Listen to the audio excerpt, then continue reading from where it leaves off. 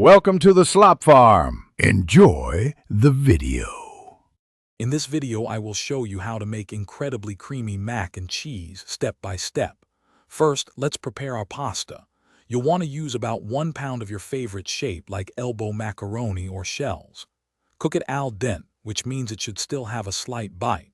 This prevents it from becoming mushy later. Once cooked, drain it well and set it aside. This simple first step ensures a perfect texture for your final dish. Now let's create the foundation for our creamy cheese sauce, the roux. In a large saucepan, melt 4 tablespoons of unsalted butter over medium heat.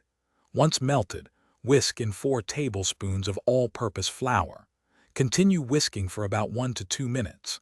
This cooking time helps to eliminate the raw flour taste and allows the roux to become a beautiful, lightly golden color, which is essential for a smooth and flavorful sauce.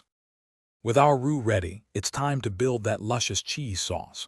Slowly pour in 3 cups of whole milk, whisking constantly to ensure a smooth consistency without any lumps. Bring the mixture to a gentle simmer, continuing to stir. Once it thickens slightly, remove the pan from the heat. Now the best part. Stir in 2 cups of freshly shredded sharp cheddar cheese until it's completely melted and wonderfully smooth. This creates the rich, creamy base. Finally, let's bring it all together. Add your cooked, drained pasta directly into the warm, creamy cheese sauce.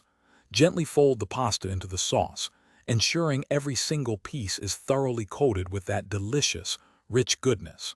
You want a perfect balance of pasta and sauce in every bite. Serve your homemade creamy mac and cheese immediately while it's warm and gooey. Get ready to savor this comforting and incredibly satisfying dish. Thanks for watching. Consider subscribing if we helped you today.